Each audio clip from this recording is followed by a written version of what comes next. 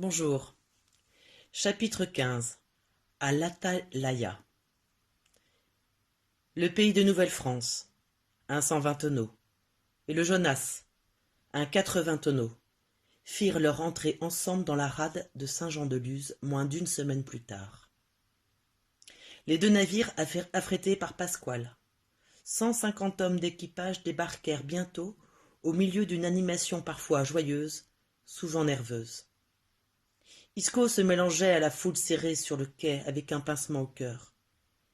Il aurait dû faire partie de ceux qu'on attendait, être dans le cœur d'une de ces filles qui serrait un mouchoir sur son buste, l'œil inquiet et la poitrine gonflée. Et la Sainte-Marie, il rentre quand? Et Vincent, sur le pigeon blanc, comment il va? Et la Vierge, à l'Apocalypse. On a vu plus de 160 navires autour du Spitzberg cet été. On ne peut pas avoir l'œil sur tous, s'énerva un marin, l'air épuisé. L'inquiétude se mêlait comme toujours à l'excitation. Des barils d'huile de baleine étaient amenés à terre. Du bel argent liquide, rigola un matelot à moitié édenté, la peau sur les os et le teint jaune. Même si ça pue, mais au moins on mangera encore cette année, dit une femme qui tenait une fillette dans ses bras. Ça pue, mais pas autant que sous ta robe, lança le matelot. Autour d'eux, les rires fusèrent. Le silence se fit de nouveau quand les baleiniers débarquèrent les malades du scorbut, les estropiés, les ébouillantés. La joie et la peine. Enfin Carmelo apparut et lui tomba dans les bras. Isco le tint devant lui. « Et toi, tu as toutes tes dents, tous tes membres ?» ?»« Pour les membres, en tout cas, ça va, » sourit Carmelo. « J'ai eu plus de chance que d'autres. » Dès que Carmelo fut libéré de ses tâches sur le Jonas, les deux amis coururent à la tour de guet. Les baleines avaient disparu du golfe de Biscaye depuis longtemps, mais la montée à l'Atalaya tenait du pèlerinage. Ils restèrent à un moment assis, à retrouver leur souffle, observant l'horizon ensemble, heureux. Ils étaient aussi impatients l'un que l'autre de tout raconter, mais savouraient ce moment de partage en silence. « J'ai pris du galon, » commença enfin Carmelo. « Je suis passé de mousse à matelot maintenant. Mais par la Vierge, j'ai vu bien du malheur. J'ai vu une baleine briser une chaloupe d'un coup de queue. J'ai vu des hommes éclater comme des noisettes sous la pierre. J'ai vu un homme se noyer dans une cuve d'huile bouillante. J'ai vu des hommes à qui il fallait couper les membres gelés. J'ai vu... » Carmelo avait la gorge serrée. « À mon tour, dit Isco doucement. J'ai vu une des plus grandes villes du monde, Lisbonne. J'ai vu des richesses qui donnent le vertige. J'ai vu plus de couvents qu'il n'y a de maisons ici, plus de prêtres et de moines qu'il n'y a de marins. À moi, on ne m'a pas encore laissé grimper sur les chaloupes quand les baleines approchaient, mais Pasquale m'a promis que ce serait pour la prochaine saison. Si tu le voyais, Isco, comme tu serais fier. Il n'a pas son pareil pour rassurer les hommes. Il les fait passer avant toute autre chose.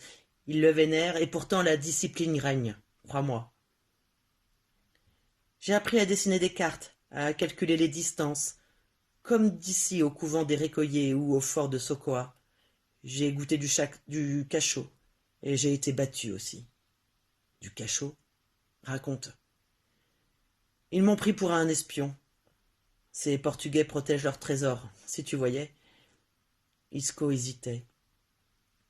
Pouvait-il raconter à son ami que depuis des semaines il se réveillait la nuit en sursaut, en sueur, drap trempé, 2, 3 secondes pour réaliser où il était, loin de Lisbonne, des cris?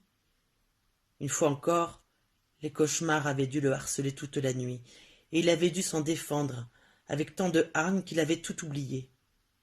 Lui restait la fatigue. Le matin, il demeurait un moment assis sur son lit, le temps que son cœur se calme. Il accumulait les nuits agitées, se lançait dans de courtes prières, langue lourde, pour obtenir miséricorde, et une nuit sans les hurlements de cette femme au corps luisant transpercé de pointes acérées. Amen. Amen. Comment expliquer à Carmelo? Isco raconta Lisbonne, la Casa da India, les journées tristes et studieuses, garda le silence sur Gongora, dont les menaces s'étaient évanouies avec la fermeture de la taverne et la mort des esclaves. Et les filles? J'ai fréquenté des filles au regard de braise et à l'allure fière. Impossible à approcher, même dans mes rêves. Tu te vantes. Non, Carmelo, je te mens. Mais ces mots-là n'arrivaient pas à sortir. Je suis comme ces rouleaux, Carmelo. Je me suis nourri de l'énergie des uns et des autres. Je me suis heurté aux obstacles les plus divers. Mais jamais je n'ai dévié de ma course. Et ma force n'a fait que croître. Il garda le silence un court instant, avant de reprendre. Et comme la vague, Dieu seul sait où cela s'arrêtera, et quels dégâts elle laissera derrière elle. Carmelo observa son ami avec un air dubitatif. Toi, tu essayes de me dire quelque chose. Rien. J'ai envie de partir au large avec toi, d'épier le souffle des baleines, de sentir l'acier dur et froid du harpon. Allez, viens. Les deux garçons passèrent le reste de l'après-midi à s'entraîner au lancer de harpon, retrouvant les gestes d'avant. Tu n'as rien perdu, s'étonna Carmelo. J'espère que Pasquale n'en saura rien. Sinon, il te fera harponneur avant moi. Lorsqu'il rentra chez lui le soir, Pasquale l'attendait, assis près de la cheminée. Alaïa finissait de préparer la soupe. Ce jour-là, ce fut avec son regard sombre que Pasquale s'adressa à lui. « Un homme veut te voir. »